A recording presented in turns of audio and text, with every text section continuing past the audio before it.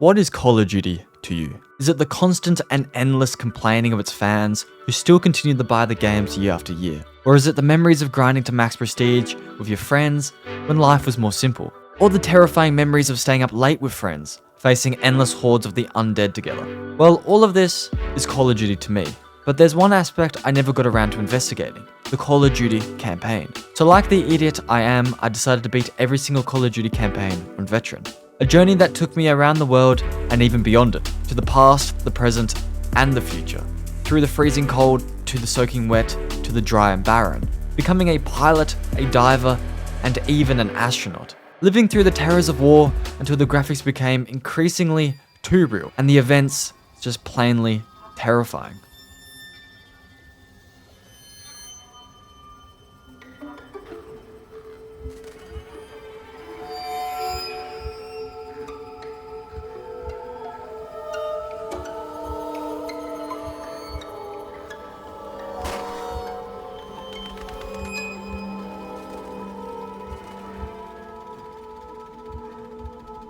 Call of Duty, a game released 21 years ago, all the way back in 2003. Now, when I originally thought about making this video, for some reason I pictured it would look something like this. However, I was greatly mistaken, as after all, Halo Combat Evolved released 2 years prior. I walked into this game not having a clue what to expect, and immediately I was greeted with a soldier taking a piss. Already Activision were foreshadowing their approach to their fanbase. But in all seriousness, this game was pretty epic. The story follows American, British, and Soviet Union soldiers during World War II.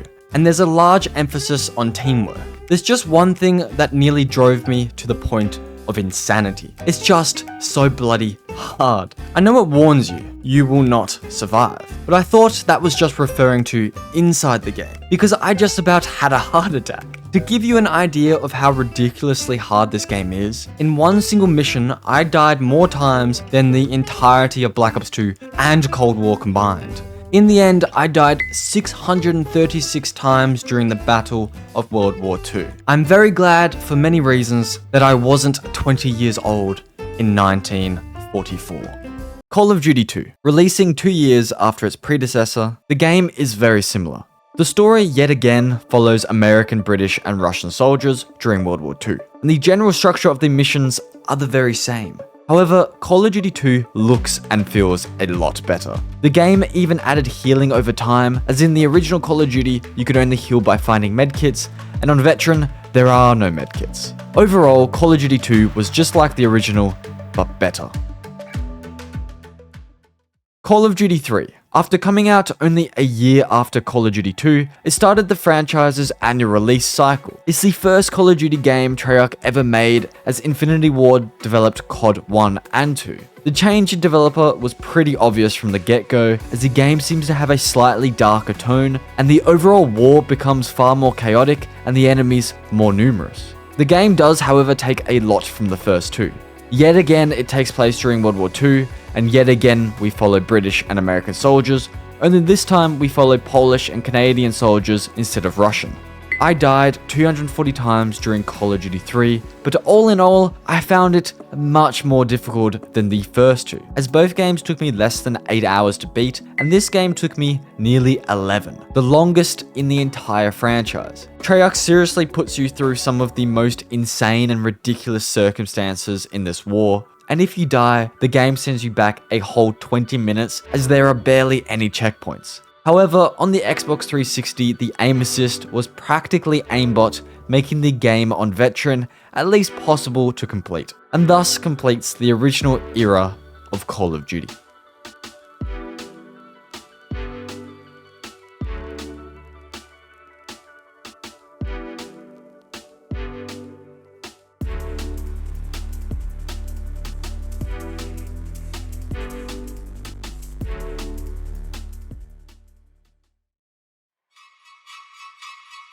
You can't say that civilization don't advance, for in every war, they kill you a new way. Call of Duty 4 Modern Warfare. Released in 2007, 1 year after Call of Duty 3, it feels as if it was released 10 years after Call of Duty 3. That's just how bloody good this game feels and how much it innovated Call of Duty. In my opinion, it was really ahead of its time. With an interesting and unforgettable story, if you played this game when you were 8 years old, you will still remember it vividly today. It has a kind of permeating effect on the brain, as all good art does. With the significant innovation in the gameplay and story, also came a momentous change in atmosphere, one of stealth and secrecy, opposed to the all-out chaos of the previous 3 games. From secretly boarding a ship, finding plutonium and narrowly escaping, to watching the upheaval of a government and its people through the eyes of its own president, who's been captured and led to his own demise, to witnessing the activation of a nuclear bomb and its aftermath, to the rehashing of a fatal mistake Captain Price made 15 years earlier, whose single missed shot has led to millions of suffering in the present, to the redemption of Captain Price, who with the help of soap stops 2 missiles from hitting the United States and ends up killing Zakhaev whilst on the brink of death. And finally, to finding out the public never knew a thing. 42 million lives had been saved by these unsung heroes, and no one was ever to know a thing about it. Call of Duty 4 has some of the most iconic moments in all of Call of Duty, and its innovation greatly propelled the series forward. And even to this day, it's one of the best Call of Duties I have ever played. Call of Duty 5 World at War, the most terrifying and possibly most grim depiction of war in the series. A game that gets your blood pumping, a game that gives you nightmares. But in the darkness of this world, there is one character that lights the path, Viktor Reznov. My personal favorite character in all of Call of Duty, who I only just learnt is voiced by Gary Oldman. He's cunning, brave, and strategic. He's got a fire inside him. Fighting as Americans through Japanese ambushes in the Pacific was incredibly difficult. Many times I was dying by trees. Fighting as the Soviet Union to defeat the Germans was equally hard, as storming and capturing the Reichstag was a campaign in itself. I ended up dying 217 times during World at War, 2 times less than COD 4, which might seem surprising as going into this challenge I mostly heard World at War was the hardest game, but yet again it only took 5 hours to beat, the shortest game so far on the journey. Although World at War is another World War II game, its atmosphere and energy is one of the most unique in the entire series. Call of Duty 6 Modern Warfare 2, the most controversial game in the series. Whilst having a beloved multiplayer, the campaign has one mission called No Russian. Yeah, that mission. Call of Duty has a reputation of being the fast food of the gaming industry, and in a sense, I'd agree with that notion. However, it's clear the developers are willing to push the boundaries, and sometimes this creates brilliant works, and other times it just feels like shock value. However, No Russian does have a devastating twist, vital to the entire story. Actually, it has multiple twists. Throughout the mission, we play as an American spy. We commit to not unveiling our true identity in the situation, and thus carry out one of the most vile acts of mankind. The character is put through utter trauma, only for it all to come to nothing. Actually, way worse than nothing. You see, Makarov always knew we were undercover, so cleverly, he kills us and frames America for committing this atrocity in Moscow, resulting in Russia invading America. Literal World War III. Makarov is a truly wicked and evil man. He worked under Zakhaev and was there the day Price missed his shot. Frighteningly, he was the one who activated the nuke in Call of Duty 4, killing 30,000 men. And now that Zakhaev is dead, he has risen up and taken his place to lead the enemy. But there is a shocking twist to this entire story. How exactly did Makarov know we were a spy? Well, it turns out General Shepard, the guy leading us and instructing us through the war, told Makarov he was a spy. He wanted America to be framed and he wanted Russia to invade. Roach and Ghost, not suspecting a thing, are then killed brutally by Shepard in one of the saddest moments in the entire franchise. At this very same time, Price and Soap can be heard on a radio telling Roach and Ghost not to trust Shepard, as they have just been attacked by Shepard's men themselves. But of course, it's too late for these boys. It isn't too late, however, for Soap and Price. Fueled with the utmost emotions of hate and anger, they submit themselves into a basically death-defying mission to kill Shepard. After surviving a great plummet, we find Shepard feigning hurt. He beats us down, and just before he kills us, Price saves our life. He too gets knocked down by Shepard, and thus we are kicked in the face. However, Price isn't giving up that easy. He inadvertently caused this situation because of his mistake 20 years ago, and so his fury rages on. However, Shepard is a physical beast, so it's up to ourselves. We pull the knife that we were stabbed with and throw it at Shepard, killing him. And that is the end of Modern Warfare 2. Makarov is still alive and Soap is barely alive, but Modern Warfare 3 is just around the corner. What a great game Modern Warfare 2 was. I only died 124 times during this campaign on Veteran, and it only took 4 hours and 15 minutes to beat. Are you seeing a trend yet? We live in a world where everything we know is wrong. Call of Duty 7 Black Ops. Another Treyarch game that pushes the envelope, especially with its utter psychotic story. This is definitely a top 3 campaign in my opinion. It may in fact be my favorite. I've played a ridiculous amount of Black Ops Zombies and also Dead Ops Arcade, and I always found the main menu really cool. So I was very surprised that when the campaign starts, you play as the character in the chair, Alex Mason, which probably should have been obvious. He's being interrogated by 2 men who want him to recollect a number broadcast. The intensity of the moment rises until we have a flashback. A memory of killing Fidel Castro comes to mind. But wait, Mason fails to escape and there's Fidel Castro again. Well, it turns out the one we assassinated was a decoy. The real Castro, as punishment, gives us over to Nikita Dragovich, a very evil man. After more interrogation, Mason remembers his time in a Russian gulag, where he befriended a Viktor Reznov, the very same man who saved us from peril numerous times. Through Reznov's charisma and valor, the 2 men incite a revolt that is sure to get your blood pumping. Reznov's speeches often do this, even if they lead to death. Reznov, your men must know this is suicide. Victory cannot be achieved without sacrifice, Mason. We Russians know this better than anyone. Prepare yourself,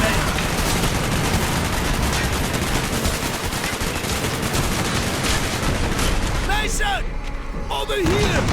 Together we escape the gulag in one of my favorite missions in all of Call of Duty. However, from this moment on, Mason's memories become a little odd. When briefed by John F. Kennedy months later, Mason gets an overwhelming urge to shoot the man, and something just feels off whenever Reznov is around. In the meeting with Kennedy, we are assigned to assassinate Dragovich, the very man we were given a gift to by Castro.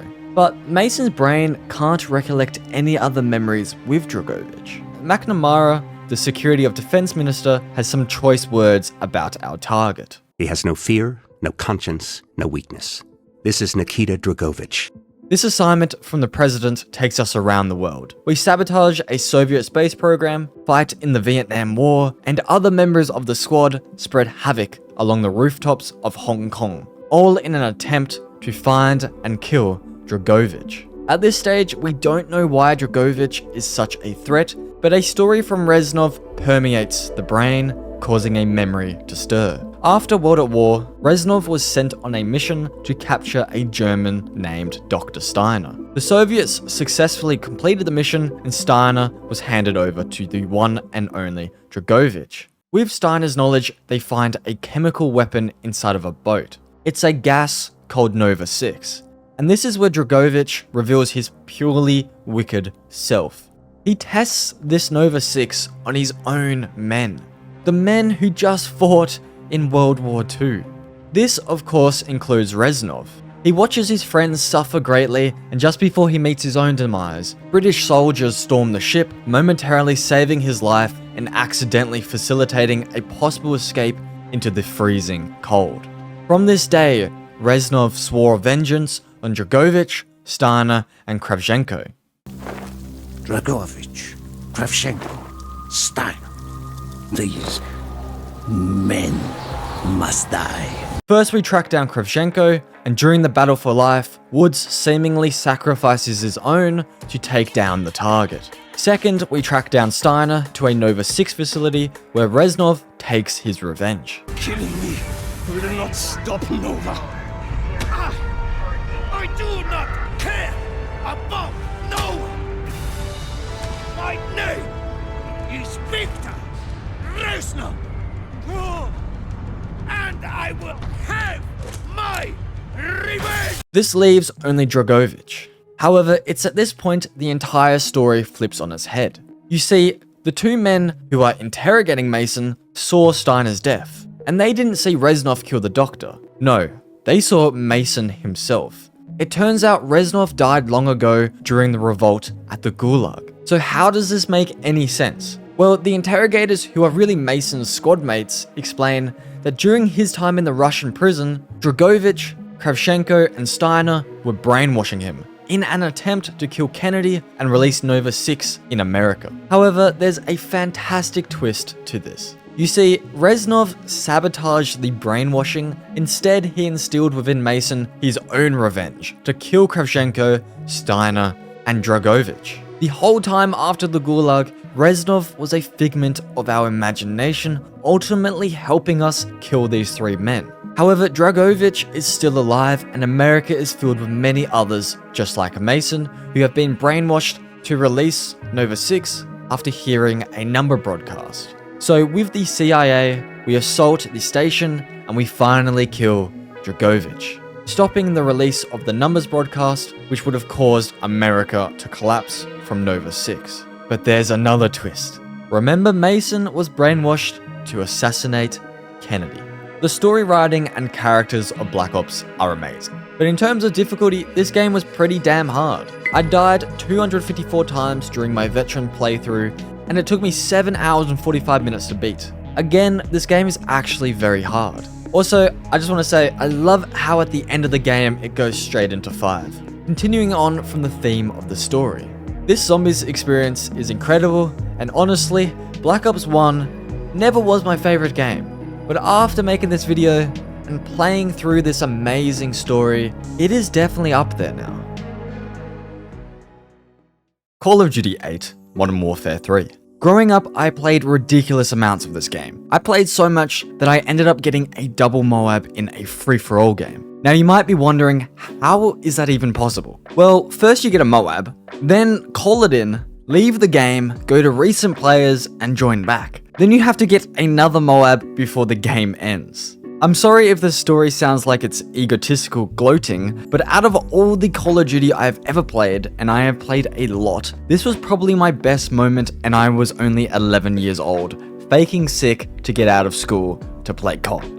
To this day, Modern Warfare 3 multiplayer is my favorite gaming experience ever, simply because of how great my memories are of playing it. Even when Black Ops 2 came out, I went back to this game. But with all this said, I never once touched the campaign. And by all means, I didn't really miss out too much. Call of Duty's 8th campaign doesn't bring too much to the table, other than the fact it finishes off the trilogy's story in a satisfying way. Remember, Modern Warfare 2 ended with Shepard's death. A great triumph, but an unfortunate one, as it took us away from the greater evil, Makarov, whose tyrannical reign is causing millions of suffering around the world. So this game's a continuation of Price and Soap trying to kill Makarov, whilst Makarov continues to wreak havoc upon the Western world. He even captures the president of Russia after destroying his aircraft, all in an attempt to get the Russian nuclear launch codes. The cat and mouse chase between Price and Makarov continues until Makarov gets the upper hand. When trying to assassinate Makarov, Kamarov, a Russian loyalist ally of Price's, gets captured, and the plan gets turned on its head. Makarov, outsmarting the group, planted explosives inside of the hotel and the church across the street, where Soap and his comrade, Yuri, were sniping. This sadly results in Soap's death. I would say the first real character we ever got to play as in Call of Duty. It is now also revealed that Makarov knows this Yuri, which makes Price incredibly skeptical of his involvement in Soap's death. It turns out Yuri was Makarov's right-hand man and close friend. However, the detonation of the nuclear bomb began to change his views on Makarov, and no Russian was the turning point. He was caught betraying Makarov and shot in return. I was a soldier of Russia, not a taker of innocent lives. But in his eyes, this marked me as the enemy. Through the pain, Yuri did try and save the innocent people, but he succumbed to the bullet. Of course, he didn't die, and in return joined Price and Soap to revenge Makarov without telling them his true origin. Price permits Yuri's survival for the time being. He needs his help after all, to kill Makarov and rescue the Russian president before he submits to giving the launch codes. Soon after this, the president's daughter also gets captured by Makarov's men, so it becomes imperative they rescue the president and his daughter quick, as the capture of his daughter will no doubt put a lot more pressure on the president. A full-scale attack is made and the president and his daughter are rescued at the cost of many honorable soldiers who sacrifice themselves to draw enemy fire. Finally, Price and Yuri track down Makarov for good. A two-man army they become, but I must admit, I got into a fierce bloody spawn trap here. Like genuinely, it took me ages to wiggle out. Eventually, an epic fight looms, buildings are destroyed, lives held on by a thread, friends killed, helicopters hijacked, and the enemy willfully overpowered.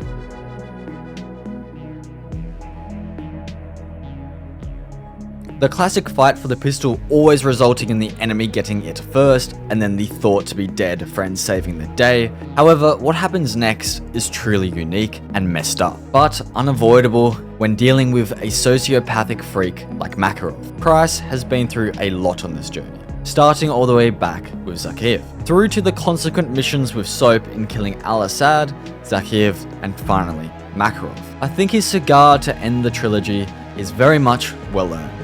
Modern Warfare 3 honestly wasn't very hard. However, I got into a few spawn traps which increased the death count to 138. It only took 5 hours to beat, so all in all, pretty average difficulty with an overall good ending to the trilogy's story. I have a massive soft spot for this Call of Duty. The multiplayer and memories alone make this my favorite game, even if I think others are actually better. My favorite game, but not my favorite campaign. Call of Duty 9 Black Ops 2, the last game in what most people believe is the golden era of Call of Duty. And this game's campaign definitely lives up to the praise. This is the first game where your actions dictate the outcome of the story, which I absolutely love. The sequel to the legendary Black Ops takes place in 2025, only 1 year from now. We play as David Mason, Alex Mason's son, and with the help of Frank Woods' memory, yes, he did survive Kravchenko, we learn all we can about the most dangerous man the world has ever seen. Raul Menendez, a man so wickedly devious and unrelenting that even Woods himself was defeated and tortured by him. A man who on the brink of death was able to calmly work his way out of Alex Mason's embrace, getting a scar to show for it. But most of all, a man full of vengeance. His poor sister Josephine was brutally burnt in a house fire, lit by an arson for insurance money. She means the absolute world to Menendez. At this stage, the US have partnered with Panama to raid Menendez's house, as he is a gun runner and a drug lord. He's captured, but the leader of Panama lets him go free in a blaze of fury. Meanwhile, Mason, Hudson, and Woods are still raiding his compound. It's important to know Menendez actually saved his sister from the fire long ago. Seeing his compound now on fire and knowing his sister is inside lights within him a will that cannot be overcome. On the other hand, Woods hasn't forgotten the torture that Menendez put him through in Africa. At the sight of Menendez, Woods, full of anger, throws a grenade. This kills Josephine. Menendez is also reported dead. Panama and the US then undergo some conflict, but all is settled with a prisoner swap.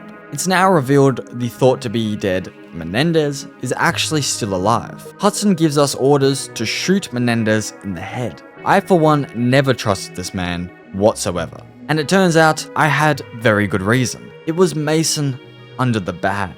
Woods is then shot in the knee by Menendez. So it seems these two men worked it out after all.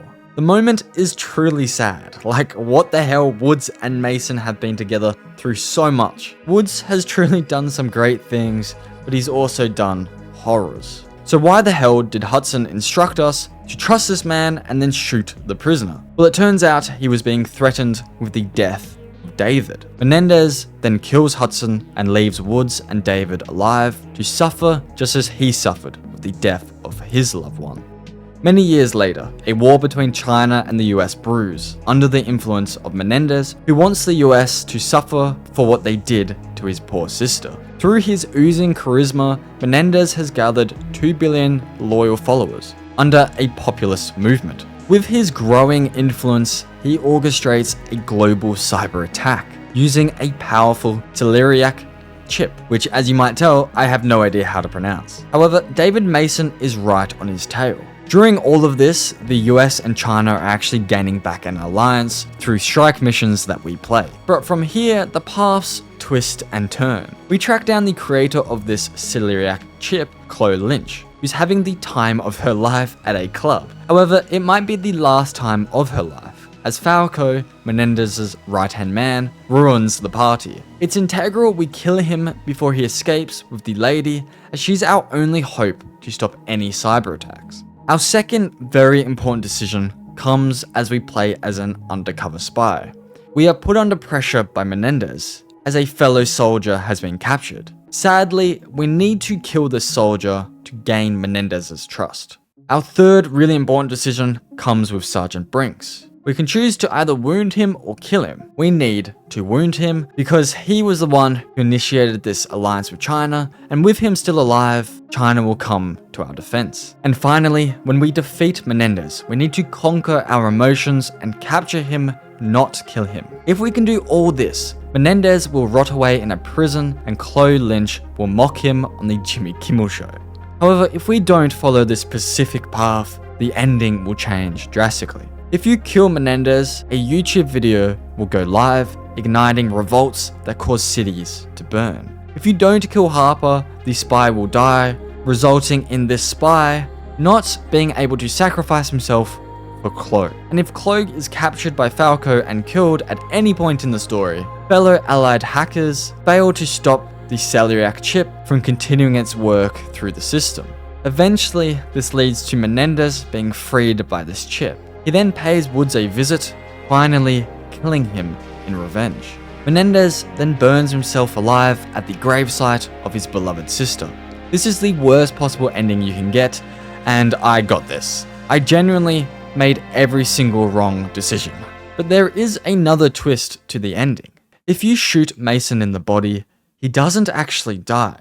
And so if you keep Chloe alive, so that Menendez doesn't kill Woods, Mason will actually visit Woods and David in a fairy tale reunion. Honestly, this campaign is incredible. Even Reznov himself makes an appearance in the story. Through Woods' recollection, Mason thinks that when they were left in the desert to die, Reznov saved them. After the cruel difficulty of Black Ops, I really wasn't expecting Black Ops 2 to be an easy game. But easy might be an understatement, because I only died 84 times in its entirety. It took a pretty average 6 hours to complete, which really allowed me to just appreciate the story and its atmosphere. It's absurd that Treyarch was able to add such an amazing zombies on top of all of this. Even the multiplayer is exceptional. I mean, seriously, when Call of Duty is good, it really is something else. What an absurdly good run of games. Modern Warfare, World at War, Modern Warfare 2, Black Ops, Modern Warfare 3, and Black Ops 2. These are the games that people love. They were a part of many of our childhoods in one way or another, always surrounded by friends and family. A generation of unique memories were made, and soon, when we get older, only we will remember. Call of Duty 10 Ghosts, the game that sparked the downfall of Call of Duty. Now, I for one never truly believed this game was bad. I played a lot of the multiplayer and I did enjoy it, even with the very large maps and gameplay that rewarded camping. I even loved Extinction, and to this day, I have a blast playing the DLC. But compared to the golden era, it does fall quite a bit short. So how does this campaign stand up against the rest? Well, it's just okay, in my opinion. There are some great cinematic moments and the atmosphere and aesthetic is pretty dope, but the story compared to the golden era is again just okay. The initial hacking of the US Orbital Defense Space Station and the absolute carnage that follows is quite a unique start to a Call of Duty. But by far the best part of this story is learning about the 15 ghosts who are able to defeat hundreds and hundreds of soldiers from Elias Walker, our father, and then finding out he himself was one of those men, and then to finding out the main villain of the story was also once a ghost, until Elias let go of his hand to save himself. This villain named Rourke later kills Elias in front of his children. The boys escape and the revenge is met only for it all to be a lie. Rourke somehow survives and Call of Duty Ghosts ends with us locked up within a cage. And we never know, and most likely will never know, what happens next. COD Ghosts was another easy game. I only died 97 times and the game only took 5 hours and 15 minutes to beat. Ghosts was definitely underrated and overhated, but I won't say it's an amazing game. It is simply just decent. Call of Duty 11 Advanced Warfare. Now, whilst the fan base was up at arms, I was playing the living hell out of this game, as I was in my gaming prime of 14 years old. I genuinely loved this game with its exosuits, and again, I liked the zombies. However, looking back, the golden era was just so bloody good in comparison. So what about the campaign? Well, I'm being entirely transparent here, because I know a lot of people love this game. I did some research, and it seems half the people that played the campaign adored it, and the other half found it boring. I must admit that I found this campaign, and I'm sorry if this offends anyone, but quite boring. I was really looking forward to it because I knew it had the controversial Kevin Spacey, and I really enjoyed the zombie story. But honestly, majority of the time I was playing, I was just bored. This might have to do with the fact it was one of the last campaigns I beat, because although it was set in the future with exosuits, it didn't feel unique at all. Now, I will say I did like the different grenades that essentially give you wall hacks, but I don't feel like the exosuits were integral at all to the gameplay of the campaign. Now, I understand that some people adore this game. They say it's very solid. Personally, I love the multiplayer and the exo zombies, but the campaign just simply was not for me. I died 90 times and it took 5 hours and 30 minutes to beat. Although I found this game's campaign boring, I'll never forget the Battle Inferno, Outbreak, and DNA bombs. Call of Duty 12, Black Ops 3. Now, I was super excited for this game. I'd played the first couple missions before, and I thought it looked really cool and interesting. The zombies on this is, in my opinion, the best thing Call of Duty has ever created, and the multiplayer is also a top 3 for me. I got to max prestige level 1000 back in the day, and was one of the first to get dark matter. In other words, I lacked a social life. I was 14, pretending to be 16, playing with 20-year-olds, and I tell you what, I haven't talked to any of those blokes in years, but I've never forgot them. So boy was I taken on a roller coaster through this campaign. At first, I maintained my intrigue, but slowly I became lost in the story, and the characters, for some reason, became annoying. I still wasn't giving up though because the start was so cool, but the attempt of creating a flood-like enemy with the robots was super lame, and for a futuristic game, the tech itself was at times pretty lame. This game feels like a fever dream. But one thing I do love about this game, at a loss for a better word, is the art. The game's design and aesthetic is wicked, and very appealing to the eyes. Unfortunately, everything else to do with the game hurts my brain. I think what made my experience worse was its length. It took just about 8 hours to beat, and the entire time I was thinking, when the hell is this going to end? It was also kind of hard with 201 deaths. Even with Advanced Warfare being boring, this game is far worse to me, as it managed to give me a headache. Call of Duty 13, Infinite Warfare, a game that I absolutely adore for its zombies. Like genuinely, the more and more time that has passed, the more I love the vibe and gameplay of Infinite Warfare zombies. The Easter eggs are so much fun, and somehow it's my most viewed video. It's crazy to me that as a small creator, an Infinite Warfare zombies video got over 2 million views, when 7 years ago, this game was absolutely despised by the community. Again, this was my prime of gaming, so I enjoyed Infinite Warfare. Every day of school holidays, I was grinding the atomizer strikes and playing zombies till late at night. I do want to make this statement. I feel as you get older, games become less enjoyable. You start to enjoy the art of games more than playing the actual game. That is for me, anyway. my point is, I no longer enjoy playing Call of Duty multiplayer. In fact, playing video games, if it isn't to make a video, just gets me anxious, because I feel like I should be doing something more productive. But as a kid, the game is like a drug, and sometimes it doesn't matter how good the game actually is, at the end of the day, it's the memories that count. Now, I'm a massive A Song of Ice and Fire fan, so seeing Jon Snow in a Call of Duty campaign was incredible. In this world, resources were running out on Earth, so humans expanded themselves outwards, which led to new rules, new ambitions, and a new enemy. Soon this enemy attacked Earth in an attempt to flaunt their dominion over the rest of humanity. They even did this during the Fleet Week celebrations, so damn them. On the back foot, we fly through space and hop from planet to planet to stop Jon Snow's tyrannical reign. Infinite Warfare was pretty awesome on a cinematic, aesthetic, and character level. I for one loved the robot Ethan, who didn't leave us alone to die the most lonely death possible, surrounded by infinite nothing. In the end, he even saves our life, and at the very end, he sacrifices himself for the good of humanity. I really enjoyed this science fiction game created by Infinity Ward. However, it definitely doesn't stand up to Halo, and I'm glad it's a kind of one-off. It's a much needed change in the franchise that definitely deserves to sit alone for a while. The game is pretty much what I wanted Advanced Warfare to be. Just some fun, fighting a rebellion on planets that we could never step foot on in real life. Ma said never shake hands with a Jew. That's not what she said last night. Call of Duty 14 World War II. The game I was not expecting to be so brilliant. Like seriously, am I the only one who loves this game and thinks it's one of the best campaigns? It really took me back in time.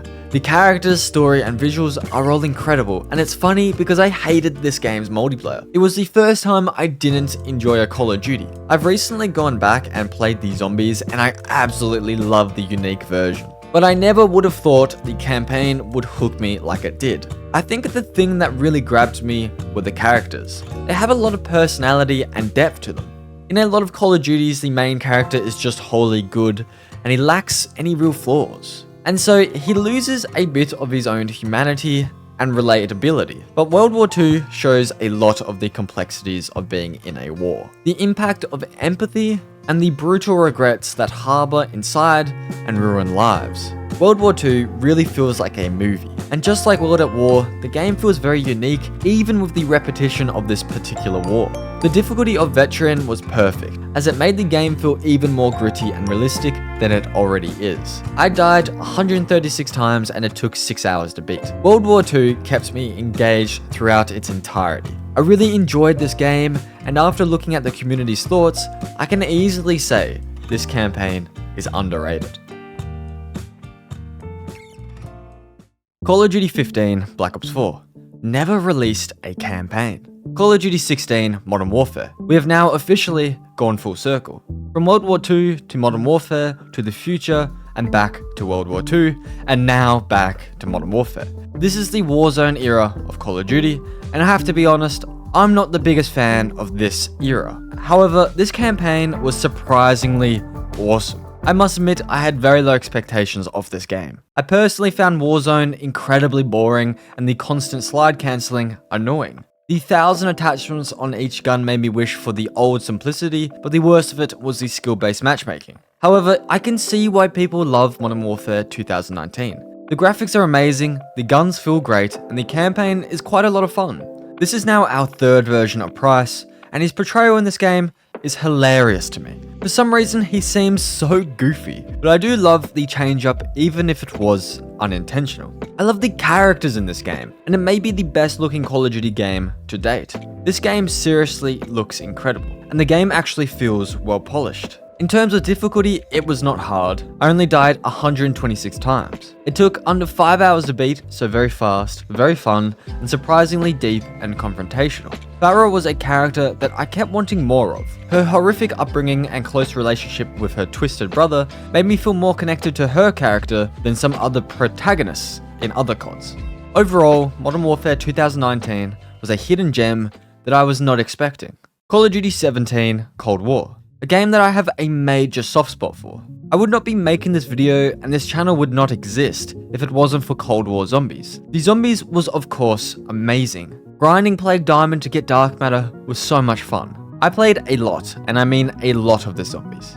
The multiplayer was okay, but the skill-based matchmaking at this stage had completely ruined multiplayer for me. So what about the campaign? Well, first of all, it was ridiculously quick. It only took me 3.5 hours to beat, by far the quickest campaign in the series. And you know what? I'm not complaining whatsoever. The game was fast-paced, character-driven, with great twists and turns along the way. Frighteningly, in this world, a Russian spy named Perseus has gained access to American nuclear bombs. Throughout the game, we are trying to prevent him from using them. Eventually, this leads to the revelation of our own identity. The character we play as, named Bell, was once a part of Perseus's inner circle until Adler captured him and interrogated him. They couldn't get any information out, so they decided to brainwash Bell by importing new memories into his brain, all in an attempt to make Bell cough up Perseus's whereabouts. This doesn't really work either, and so the truth of our brainwashing is now revealed to us. With this information, you can either choose to tell the truth of Perseus's location, or lie. Now, I felt betrayed by Adler, so I decided to lie. I then radioed Perseus and organized an ambush. It's important to note, this game is a sequel to Black Ops. So, in this ambush, you end up killing Mason, Woods, and then Adler. The nukes are released on Europe, and so this is one of the bad endings. Though, for me, it was a lot of fun, and by far the best part of the game. If you do decide to tell Adler the truth of Perseus's whereabouts, we raid his headquarters and gain back control of the nukes. In an odd and ambiguous ending, Adler attempts to kill us. I really enjoyed the story, and again the game kept me wholly engaged. It was ridiculously easy on Veteran, as I only died 43 times, making it my lowest death count out of the 19 campaigns. Cold War isn't, in my opinion, the greatest Call of Duty ever made. However, the multiplayer, zombies, and the campaign are all solid. There isn't much you can really complain about.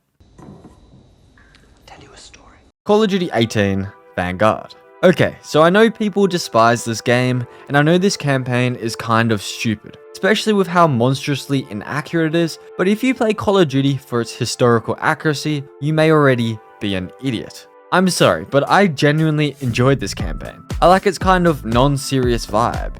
It's almost silly. Now, I have a few things to say about the Australian characters, but overall the graphics are amazing, just like Modern Warfare, and the events that occur are really fun and always unique to the character. I, for one, really enjoyed playing as Polina Petrova. She's a sniper who has the agility of a cat. Her father and brother are two characters that are very comforting and warm. Now, don't get me wrong, Vanguard Zombies is possibly the worst thing Call of Duty has ever made. It is putrid garbage. It's worse than most mobile games. I don't know anyone who still plays Vanguard Zombies or goes, you know what I miss? Vanguard Zombies. But this campaign, I don't know, man. When I was playing it, I was heavily engaged, more so than most of these other Call of Duties. Now, the Australian characters at first were making me cringe a lot. They were just too stereotypical. But then I realized that's the point, and I ended up enjoying them a lot. This game is like a bad movie. Sometimes they're really fun because of how bad they are. I personally really enjoyed Call of Duty Vanguard's campaign. Call of Duty 19 Modern Warfare 2, the game that feels remarkably unfinished. Now keep in mind, this entire challenge I hadn't ran into a single glitch until this game, one of the newest games in the series. And they weren't just any glitches, they were game breaking. I hated playing this campaign. And the worst part is, when I wasn't running into glitches, the game just felt overly repetitive and it didn't bring a single innovative thing to the franchise. In fact, it feels far worse than its predecessor, propelling the series backwards in a sense. Somehow it took 8 hours to beat, driving me to insanity. I despise this game far more than Black Ops 3, as I could at least appreciate some aspects of that game. Call of Duty 18 Modern Warfare 2 is, in my opinion, the worst campaign in the series. Which leads me to the very last game, Call of Duty 20 Modern Warfare 3. Now, after Modern Warfare 2 and the general opinion of this game, you might think I'm about to also rip it apart. But really, this didn't feel as bad to me. I didn't run into any glitches, for one, and secondly, it wasn't obnoxiously long and repetitive, like the last game. However, I will not say the game even comes close to the golden era. But I will say, I didn't hate it. At this point, the campaigns definitely need a revival. Some innovation, as it's getting very, very repetitive at this point. So that's how I beat every Call of Duty on Veteran. It was definitely a journey into a weird and wild world. There are games that I will most certainly return to and always remember, whilst others I'll be happy to forget. I played Call of Duty from a very young age, and it's obviously had an effect on me, otherwise I wouldn't have made this video. In making this video, it felt like I joined my childhood version of myself, and now that it's finished, I must say goodbye to him, and possibly to Call of Duty forever. It isn't the game, but the friends, family, and most importantly, the memories that matter.